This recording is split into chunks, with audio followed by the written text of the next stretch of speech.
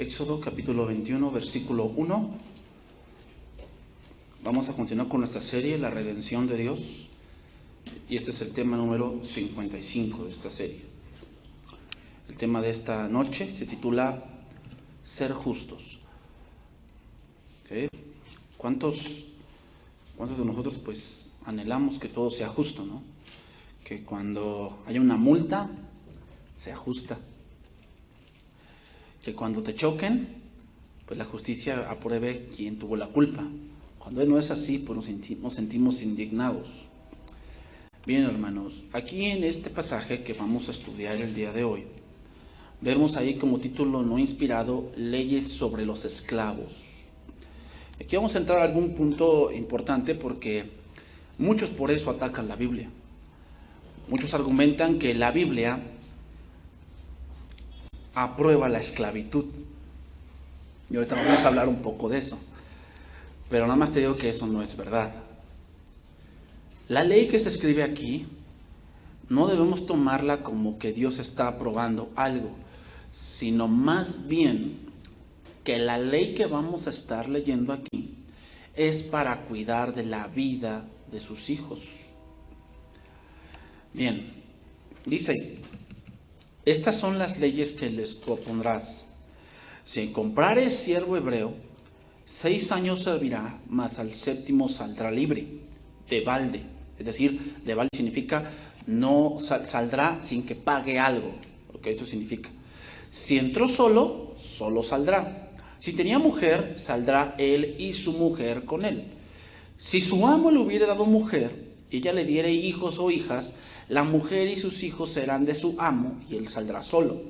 Y si el siervo dijere: yo amo a mi señor, a mi mujer y a mis hijos, no saldré libre, entonces su amo lo llevará ante los jueces y le hará estar junto a la puerta o al poste, y su amo le horadará la oreja con lesna, y será su siervo para siempre.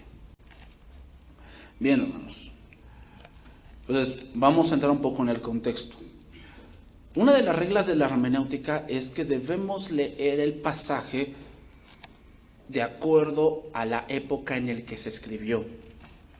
Entonces, la época en la que esto se escribió, hermanos, era una época en la que la esclavitud era permitida y era algo normal.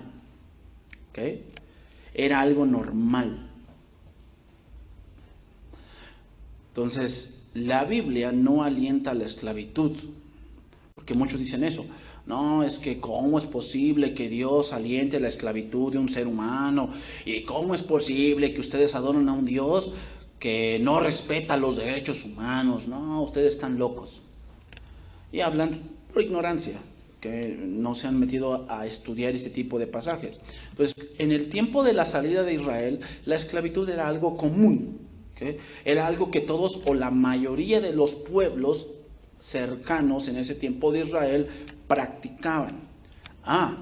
Pero ¿por qué entonces Dios dio leyes de esclavitud? Para que la esclavitud dentro del pueblo hebreo fuese distinta.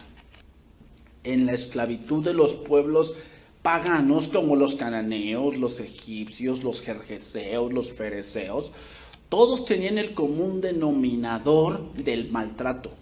Todos. Israel traía esa enseñanza. ¿Por qué? ¿De dónde venían? De ser esclavos. Y según la geología, hermanos, hallaron osamentas o lugares así donde hallaron muchos cuerpos humanos ahí cerca de Egipto. Y cuando estudiaron los huesos, vieron que les faltaba calcio a los huesos. Pero esto era no porque no tomaran mucha leche, era porque dice que el tipo de descalcificación que tenían los huesos era por 2 razones. Número 1, trabajo excesivo, y número 2, una mala alimentación. Entonces te das cuenta cómo era la esclavitud de los otros pueblos. ¿Cómo era? Abusaban de la gente, la explotaban, no importaba, porque para ellos los esclavos era como una prenda. ¿Qué haces tú con una prenda cuando ya no sirve? La desechas y te compras otra. Y la prenda no podía replicar y la prenda no puede decir, oye, yo soy un ser humano, no puedes hacer eso. No. O sea, así en esos tiempos la gente era tratada. Ese era el tiempo en el que se escribió esto. Entonces, obviamente, ¿de dónde habían aprendido a tratar a los esclavos? De Egipto. O sea, básicamente Israel traía ese chip de cómo tratar esclavos. ¿De dónde? De Egipto. Entonces, obviamente, como lo hemos mencionado y lo vuelvo a mencionar, nosotros del mundo aprendimos cómo hacer ciertas cosas. Tu papá te enseñó como Dios le dio a entender a él también. Tu mamá te enseñó como Dios le dio a entender a ella. O sea, eso es Egipto. Venimos con cosas del mundo que más o menos traemos en la mente. Pero cuando llegamos aquí, la Biblia te va a enseñar cómo de verdad son las cosas. Entonces, es lo mismo. Israel sabía tratar esclavos, pero a la manera de Egipto. Y Dios no iba a permitir eso, porque Egipto y Dios no se llevan. ¿Ok? Entonces, en Egipto los israelitas eran maltratados, mal alimentados, eran matados y nadie decía nada. Eran pisoteados, latigueados y trabajados casi hasta morir. Y nadie podía decir nada. Bueno. Entonces podríamos decir que el punto aquí de la ley de los esclavos es no al maltrato del prójimo. Ese es el punto. No al maltrato del prójimo. Ese es el verdadero sentido de este pasaje. Entonces muchos piensan que Dios instiga a la esclavitud, pero lo que en verdad en este pasaje se ve es el cuidado de ellos. El pueblo debía ser diferente. No tratar a las personas como los trataron a ellos. No es matarlos, sino respetarlos. No es pisotearlos, es amarlos aunque fuesen esclavos. Bueno, ¿por qué motivo alguien se hacía esclavo? Bueno, había varios motivos. Había 3 motivos principales. Número 1, porque así nacía. ¿Okay? Así nacía. O sea, si nacía de padres esclavos, era un esclavo. ¿Ok? Así nacía. Otro punto. Porque tenía una gran deuda. Tenía una gran deuda y no podía pagarla. Entonces, ¿qué hacía el hombre para que ese hombre pagara su deuda? Lo empleaba como su siervo. Se volvía esclavo. ¿Por qué otra razón un hebreo podía ser esclavo? Porque él mismo se vendía. Él mismo se vendía. O sea, a lo mejor lo que ocurría mucho allí era que no tenía para comer. Vivía en una pobreza extrema. Entonces lo que hacía era venderse a un hombre rico. Porque sabía que vendiéndose tendría comida. O sea, eran las razones por las cuales se vendían. Más abajo vamos a ver que también las mujeres tenían esta parte de ser esclavas, pero tenía ciertos limitantes. Entonces vamos a empezar a estudiar, ¿no? Éxodo 21:1. Estas son las leyes que les propondrás. Si comprares siervo hebreo, 6 años servirá, mas al 7º saldrá libre de balde. Ok. Una de las razones, como te decía, que alguien se volvía esclavo era porque tenía una gran deuda. Jesucristo mismo lo dijo. Mateo 18:23, ¿te acuerdas de esa parábola? Dice ahí, por lo cual el reino de los cielos, Mateo 18:23, es semejante a un rey que quiso hacer cuentas con sus siervos. Y comenzando a hacer cuentas le fue presentado uno que le debía 10,000 talentos. A este, como no pudo pagar, ordenó su señor que venderle. ¿Por qué? Se volvió un esclavo. ¿Por qué? Porque debía una gran cantidad de dinero. Y a su mujer e hijos y todo lo que tenía para que pagase la deuda. Esa es la idea. ¿Cuál es la idea? Bueno, si me debes mucho dinero, automáticamente, porque no me puedes pagar, entonces, ¿qué pasaba? Te volvías mi esclavo. Hasta que me pagues lo que me debes. Otra cosa que pasaba, hermanos, y se ve en el Antiguo Testamento, era que cuando el hombre, por decir, si un hombre debía dinero y de pronto se moría, ¿qué pasaba? Se tomaba de esclavo a sus hijos para que pagase la deuda. pero no era de por vida. Ese es el punto del cuidado de Dios. Ahí vemos. ¿Cuántos años debía trabajar? 6 años. ¿Ok? Entonces ahí está un principio muy importante, y es que todo lo que hacemos tiene consecuencias, hermanos. Tiene consecuencias. O sea, principalmente esto pasa mucho con los vicios. O sea, muchas veces decimos, es que esto yo nada más lo voy a hacer una vez. Y después yo lo manejo, y no es cierto. O sea, te vuelves esclavo de eso. ¿Qué? Empiezas a agarrar una deuda y al final eres esclavo de eso. Entonces debemos entender, alguien que por impulsos o por ser alguien que no razona antes de actuar va a ser esclavo de eso. Y así lo dice Pedro, segunda de Pedro 2:17. Segunda de Pedro 2:17.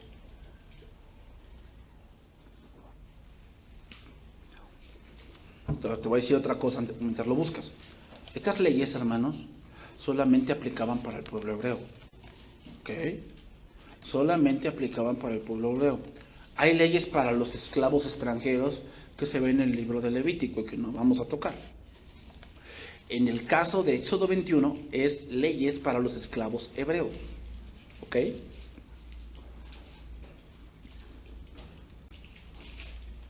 Dice ahí. Aquí Pedro está hablando de los falsos. Está hablando de los falsos maestros. Dice, estos son fuentes sin agua, nubes empujadas por la tormenta, por las cuales la más densa oscuridad está reservada para siempre. Pues hablando palabras infladas y vanas, seducen con concupiscencias de la carne y disolución a los que verdaderamente habían huido de los que viven en error.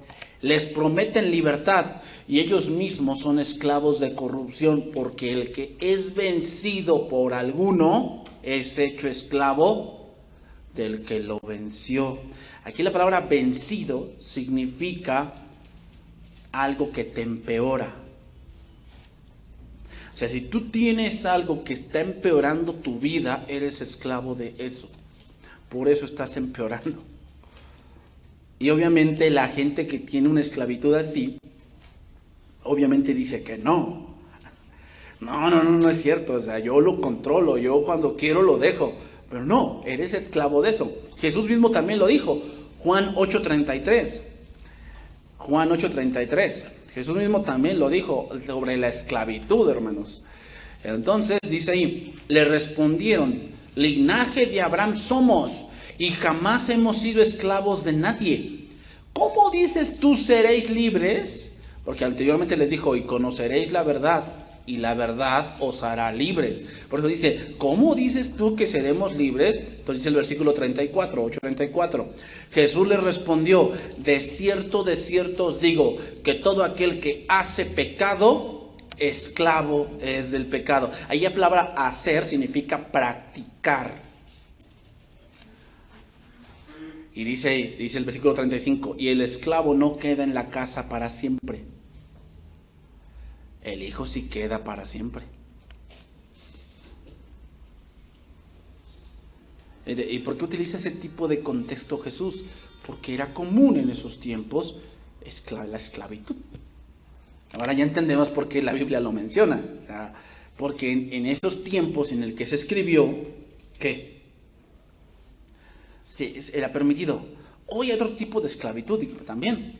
O sea, hoy el hombre, a lo mejor aunque esté en contra de la esclavitud, pero hay mucha esclavitud. Hay unos que son esclavos del dinero, otros que son esclavos de la pornografía, otros que son esclavos de la usura, de la avaricia, son esclavos del sexo, son esclavos de la mentira.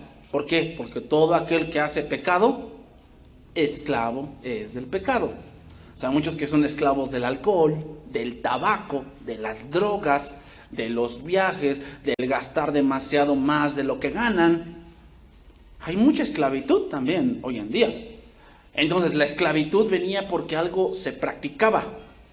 Cuando tú practicas algo que está degradando tu vida y que tú estás viendo que estás perdiendo muchas cosas por eso que estás haciendo, eres un esclavo.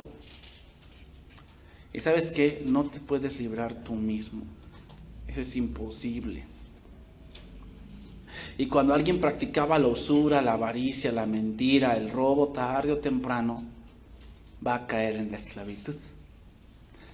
Dice que cuando alguien robaba y así que como dice la palabra mexicana, se le cachaba en el robo, lo que se hacía con él era que se le tomaba y tenía que pagar 7 veces lo que se robó. Y si no podía pagarlo, esclavo hasta que pague. ¿Se te das cuenta? Cuando tú practicas algo, te vas a volver esclavo de eso. Y lo malo es que tú no puedes salir por ti mismo, o sea, no te puedes liberar tú. Entonces, regresamos a Éxodo. Vamos a seguir adelante. Entonces, dice ahí, si comprares siervo hebreo, ahí comprares se entiende que por alguna de las razones que ya mencionamos. Ahora, menciona ahí 2 números. Dice, 6 años servirá. Aquí el número 6 es número de hombre, porque en el día 6 el hombre fue formado. Y nos habla de las consecuencias de las obras del hombre, hermanos.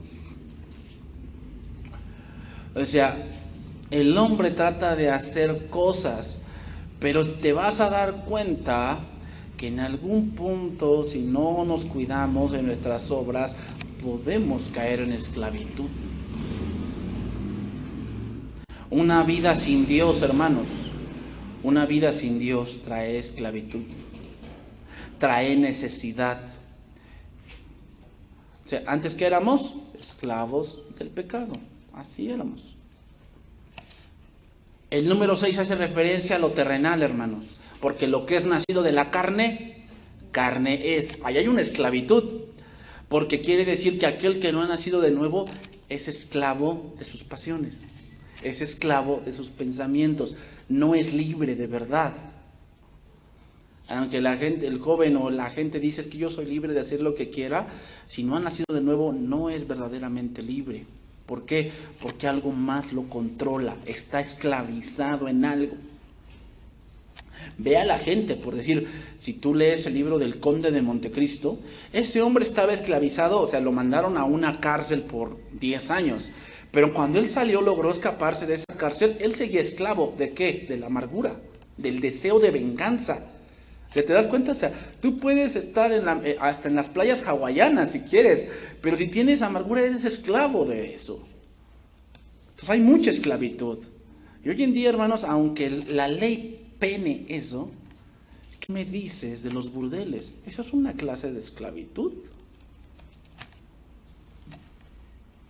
¿Qué me dices de los lugares, por decir en Europa, se da mucho la trata de menores? O sea, hay gente que le gusta tener relaciones con menores. Y hablamos de niñas de 10 años. Eso es una clase de esclavitud. Entonces, ¿cuántos años te servirá? 6. Al séptimo se le llama, el séptimo año se le llama el año del jubileo. En ese año, hermanos, en el año 7, se condonaban todas las deudas. En ese año, los esclavos que debían algo, que se habían vendido, ¿qué? Salían libres. El número 7, hermanos, es el número de la perfección. El número 7 es en el día en que Dios reposó. Y aquí el número 7 es sombra de Cristo, hermanos, porque el número 7 hace referencia del día que Cristo llegó a tu vida.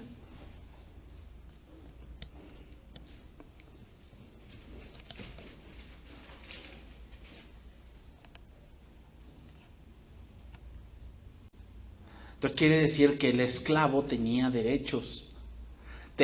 Aunque era esclavo, no era como los demás pueblos.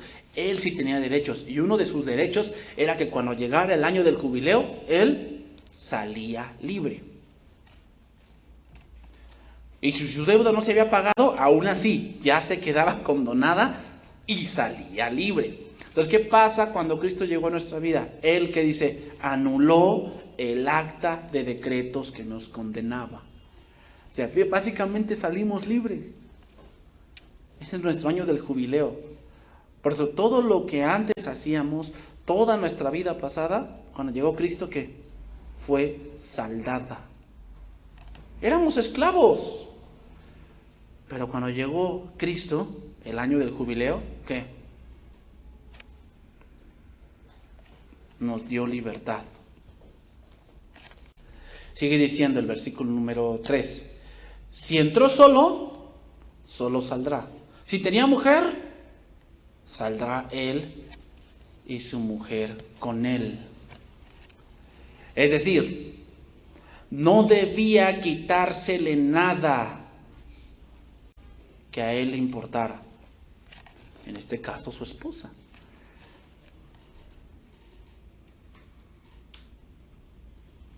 ¿Qué quiere decir? Fíjate, habla de cuidado de la familia. Porque te imaginas una familia donde el esposo es esclavo, o los dos son esclavos y nada más sale el esposo y la esposa no, destruyes una familia ahí. Habla de esto, hermanos. Habla de que cuando Cristo entra por alguna de las dos partes, es muy probable que alguna de las partes también sea libre. Es muy probable. Entonces sigue diciendo Éxodo 21:4. Si su amo le hubiere dado mujer y ella le diere hijos o hijas, la mujer y sus hijos serán de su amo y él saldrá solo. Bueno, ¿por qué no podía llevárselos en este caso? Bueno, esta ley enseña que nada nos pertenece. Aquí el amo es figura de Dios. ¿Quién te dio la esposa? Dios. ¿Quién te dio los hijos? Dios. Entonces, ¿qué quiere decir? Que cuando te mueres, no te los llevas. Te vas como entraste. Eso nos enseña, o sea, que nada es nuestro, hermanos. Que Dios nos ha dado todo y Él tiene el derecho de reclamarlo. Pero también otra cosa nos enseña, que la ley, que la salvación de la esclavitud es personal, hermanos. La salvación de la esclavitud es personal. ¿Por qué? Porque después, si el hombre salía, en un caso así, si el hombre salía libre y tuviera dinero, podía comprar la libertad de su esposa. La podía comprar. Pero aquí viene el otro caso, dice, y si el siervo dijere, yo amo a mi señor, y mi mujer y mis hijos, no saldré libre. El verso 5, hermanos, es figura de nosotros. ¿Por qué servimos al Señor? Por amor, por amor. Es decir, salimos de la esclavitud del pecado, lo que teníamos una deuda impagable, éramos esclavos del pecado, éramos esclavos de algo. Cristo vino, nos libertó, pero ahora somos esclavos de Cristo. ¿Pero por qué? ¿Porque le debemos algo? No, por amor.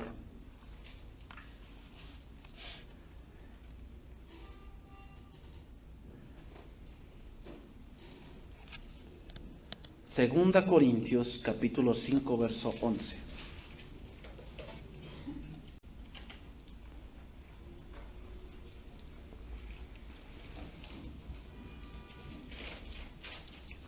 Entonces ahora somos esclavos de Cristo. Fíjate, hermano, te voy a decir algo aquí como que parece irracional, pero así es.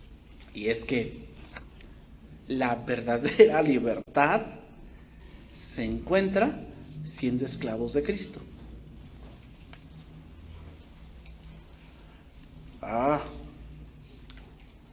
Como que eso es contradictorio, ¿no? Porque ¿cómo es que yo soy libre siendo esclavo? Bueno, porque Cristo no es un capataz. No es como los demás hombres de que tú no vales nada, no. Para Dios valemos la sangre de Cristo.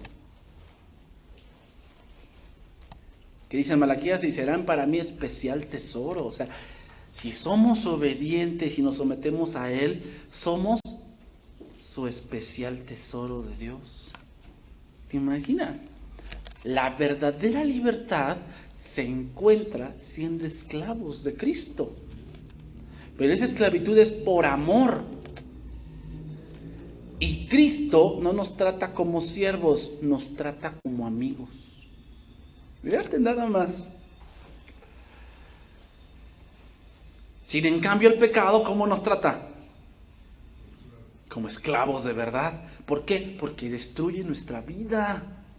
destruye todo lo que amamos, lo destruye. Entonces conviene mejor ser esclavo de Cristo, porque dice ahí, yo amo a mi Señor y a mi mujer y a mis hijos. ¿Por qué los menciona también? Porque en el servicio a Cristo tus hijos están protegidos.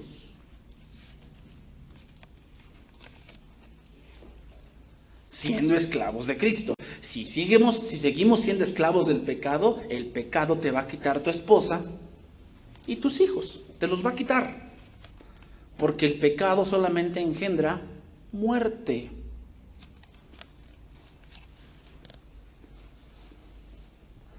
Segunda Corintios 5:11. Conociendo pues el temor del Señor, persuadimos a los hombres, pero a Dios les es manifiesto lo que somos. Y espero que también lo sea a vuestras conciencias. No nos recomendamos pues otra vez a vosotros, sino os damos ocasión de gloriarnos por nosotros, para que tengáis con qué responder a los que se glorían en las apariencias y no en el corazón. Porque si estamos locos es para Dios, y si somos cuerdos es para vosotros. Porque el amor de Cristo nos constriñe. Yo amo a mi Señor. Pensando esto, que si uno murió por todos, luego todos murieron. Y por todos murió para que los que viven ya no vivan para sí. Murió para que fuésemos libres. Pero la verdadera libertad no es que hagamos lo que querramos, no. Sino para vivir para aquel que nos libertó. Ahí radica la verdadera libertad, ¿te imaginas? Esos muchos no lo entienden. Por eso los que hacen lo que hacen, hermano, o sea, los que hacen lo que se les pegue la gana, siempre destruyen su vida. Siempre. ¿Por qué? Porque se vuelven esclavos de algo. Y al ser esclavos del pecado, el pecado destruye tu vida. De manera que nosotros de aquí en adelante a nadie conocemos según la carne, y aun si a Cristo conocimos según la carne, ya no lo conocemos así. De modo que si alguno está en Cristo, nueva criatura es. Las cosas viejas, ¿qué pasó? Toda esa deuda, ya está olvidada. He aquí que todas son hechas nuevas. O sea, si tú eres esclavo de Cristo, ya no importa lo que hiciste antes. En Cristo hay un nuevo comienzo. Para Dios, desde que iniciaste en Cristo, todo lo que hiciste antes no importa. Y esto proviene de Dios, quien nos reconcilió consigo mismo por Cristo y nos dio el ministerio de la reconciliación. Que Dios estaba en Cristo reconciliando consigo al mundo, no tomándoles en cuenta a los hombres sus pecados, y nos encargó a nosotros la palabra de la reconciliación. Así que somos embajadores en nombre de Cristo. Como si Dios rogase por medio de nosotros, os rogamos en nombre de Cristo, reconciliados con Dios. Al que no conoció pecado, por nosotros lo hizo pecado, para que nosotros fuésemos hechos justicia de Dios en él. Básicamente, hermanos, decidir ser siervo de su Señor porque le ama es cambiar de vida. Básicamente.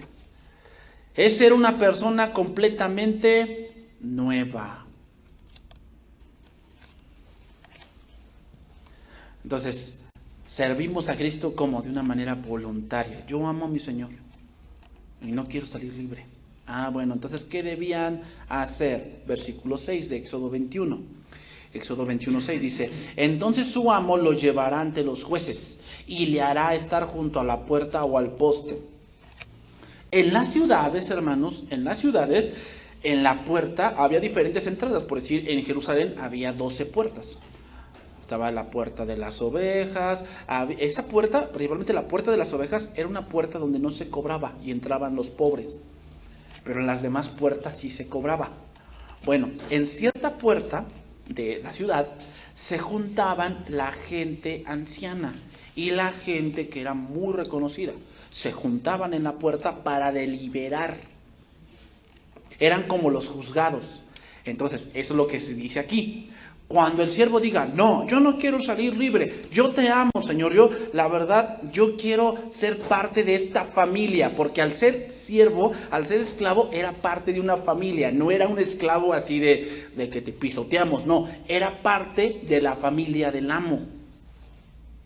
Por eso la ley ahí está. O sea, era un cuidado tal que el esclavo se sentía parte de una familia.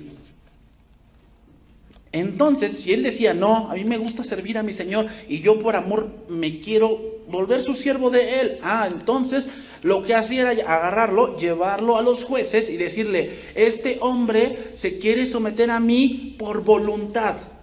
Él quiere ser mi siervo para siempre. Entonces dice que le horadará la oreja, es decir, le tenían que hacer un orificio en la oreja. Por eso a los jóvenes que tienen un aretito les digo, eres esclavo, ¿verdad? ¿Por qué? Tu aretito demuestra que eres esclavo de algo, pero no de Cristo. Algo tienes, que eres esclavo de algo. No, yo no soy esclavo de nada. Sí, eso es lo que tú dices, ¿no? Pero esa era una práctica de los esclavos, el horadarse la oreja. Bueno, ¿por qué la oreja?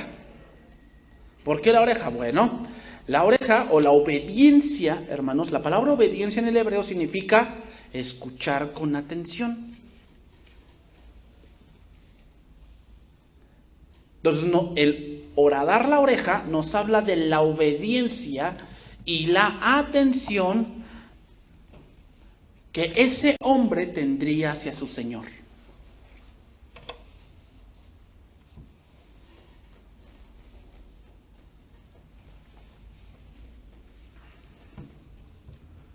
Pero también esta es figura de Cristo, quien dejó el trono, la gloria, la corona, la adoración celestial y se hizo siervo. La palabra siervo, doulos, significa esclavo.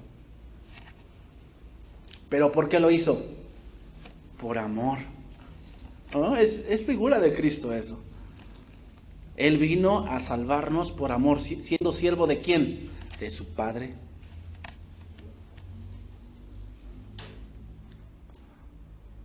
Versículos 7 y 8. Vamos a ver ahora con las mujeres.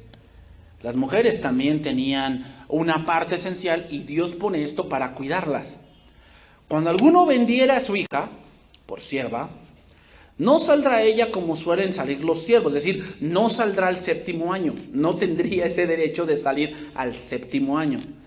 Bueno, tú dices, no, qué feo, ¿no? Dios está haciendo a un lado a las mujeres. Bueno, vamos a leer más adelante porque todavía hay más. Dice ahí, si no agradare a su Señor, por lo cual no la tomó por esposa, se le permitirá que se rescate y no la podrá vender a pueblo extraño cuando la desechare.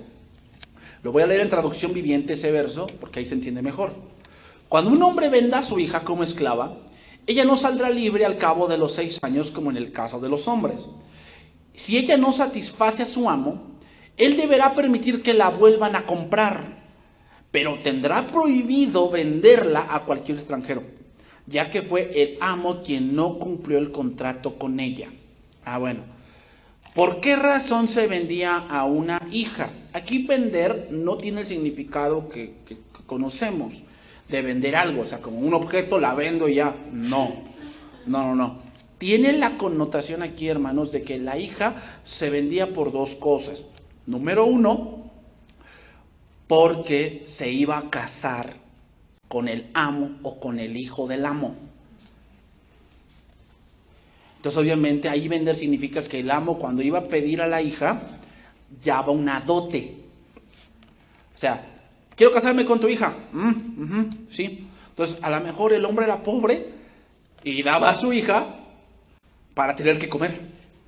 Pero obviamente no se iba por así, sino que si el hombre rico quería casarse con la hija, tenía que dar algo a cambio. O número 2, era porque el hombre no tenía para darles de comer a ella y prefería mejor darla en casamiento a un hombre rico.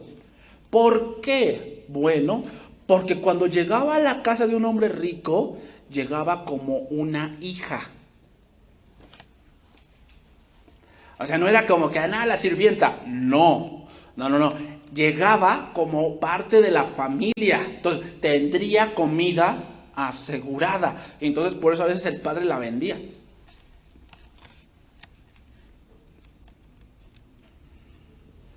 Entonces, las doncellas hebreas, hermanos, podían ser rescatadas por una suma razonable, pero en caso de que sus padres o amigos no pudieran pagar el precio del rescate, su dueño no tenía la libertad de venderla a otra parte, ¿eh?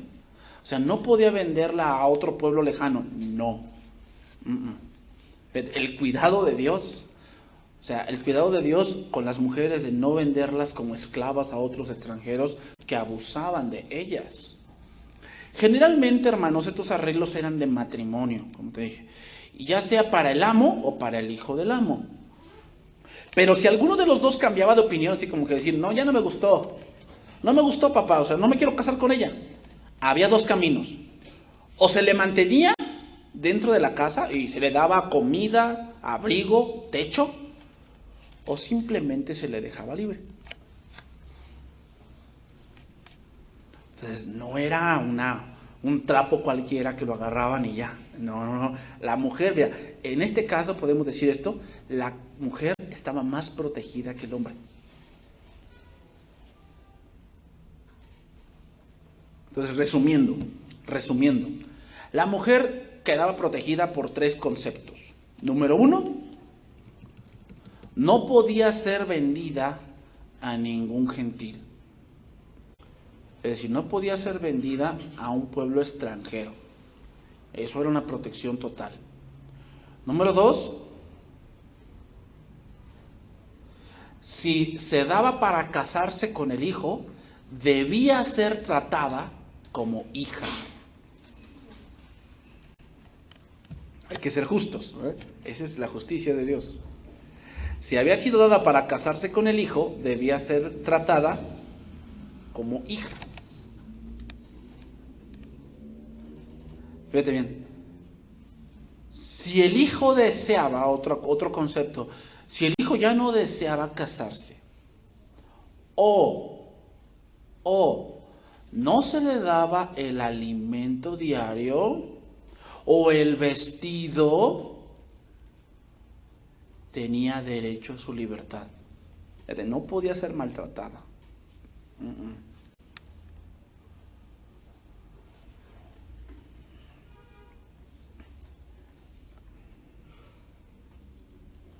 Como te digo, esto por lo general se hacía cuando el padre no tenía para suplir y la vendía, para que tuviese una mejor vida. Generalmente se vendía a un hombre rico. Bueno, con esto voy a terminar. Las leyes de los demás pueblos eran parecidas a estas leyes de Dios. Pero había una grande diferencia. ¿Cuál es la grande diferencia? Bueno, que las leyes de los gentiles siempre exaltaban al rey. Siempre exaltaban al rey. O sea, casi la última palabra la tenía el rey. Pero en el caso de la ley israelita, se exaltaba a Dios. Entonces podemos decir aquí un principio muy fuerte para ir terminando, y es que el sistema legal israelita, hermanos, se preocupaba más por cuidar de los débiles. O sea, generalmente los que caían en esclavitud eran los pobres. Y pobres, hermanos, siempre va a haber.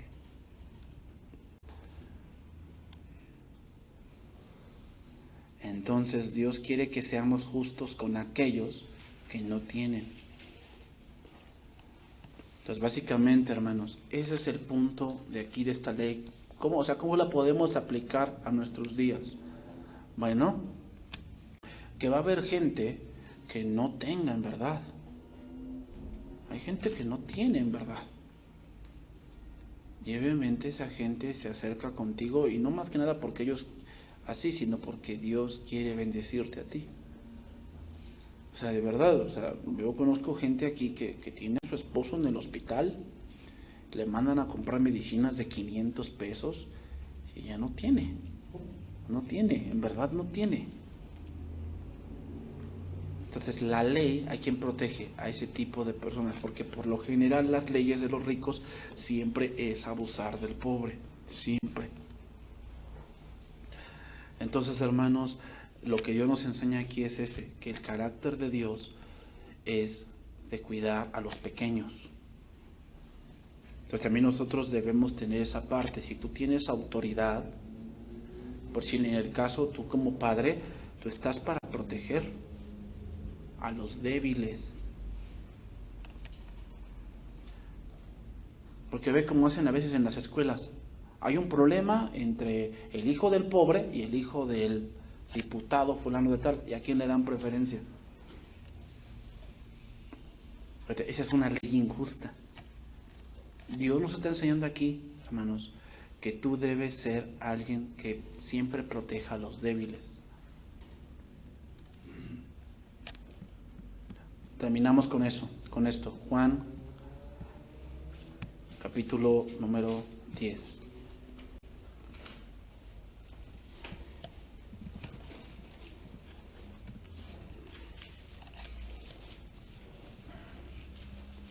Dice ahí: de cierto os digo, el que no entra por la puerta en el redil de las ovejas, sino que sube por otra parte, ese es ladrón y salteador.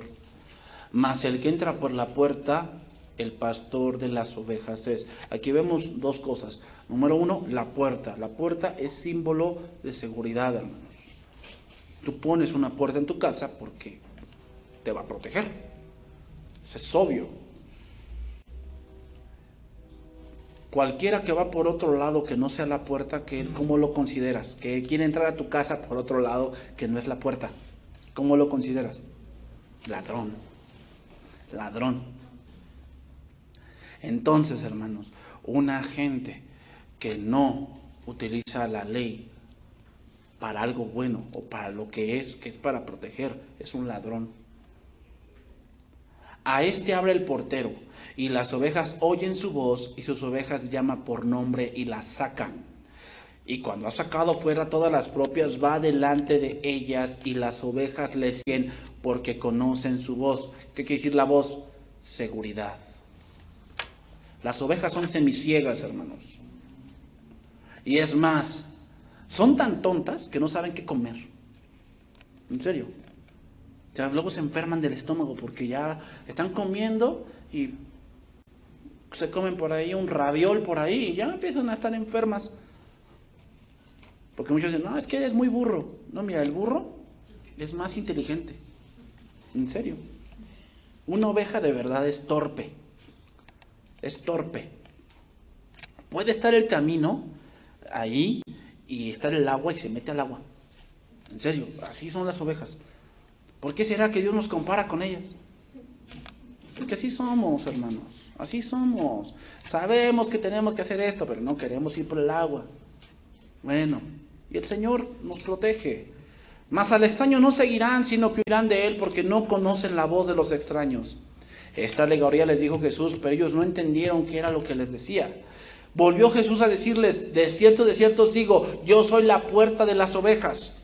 Todos los que antes de mí vinieron, ladrones son y salteadores, pero no los oyeron las ovejas. Yo soy la puerta, el que por mí entrare, será salvo. Y entrará y saldrá y hallará pastos.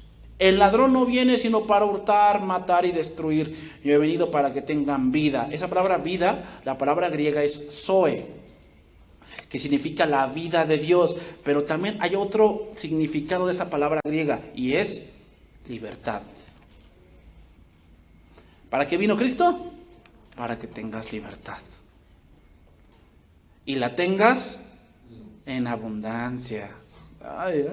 Estar en Cristo es ser verdaderamente libre. Yo soy el buen pastor, y el buen pastor su vida da por las ovejas.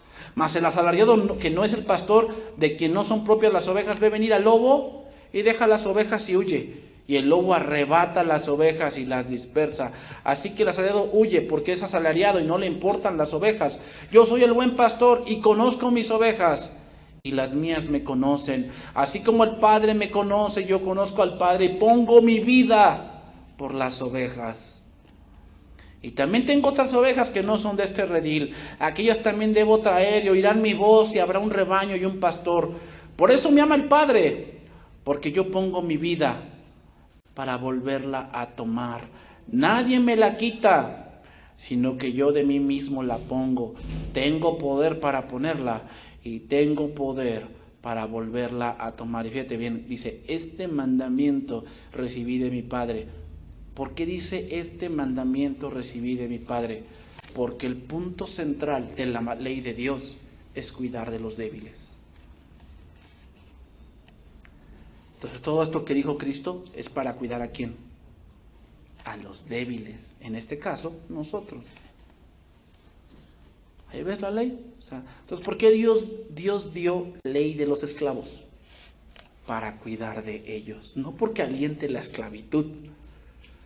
Se escribió en ese tiempo porque en ese tiempo existía. Pero lo que Dios nos quiere enseñar es que un ser humano tiene derechos. Si yo no estoy en desacuerdo con los derechos humanos, es algo bueno que los derechos humanos existan. Sin embargo, muchas veces los derechos humanos están traspasando una ley que no es justa. ¿Ok? O sea, si ustedes leyeron hace poco, se le dio sentencia de muerte a un mexicano en Texas porque violó a 2 niñas. Y todos dicen es injusto. Pero tú lo ves en un punto así, es justo. Es justo. ¿Por qué? Porque la ley se debe encargar de cuidar a los débiles, a los débiles. Amén. Que Dios bendiga su palabra, hermanos.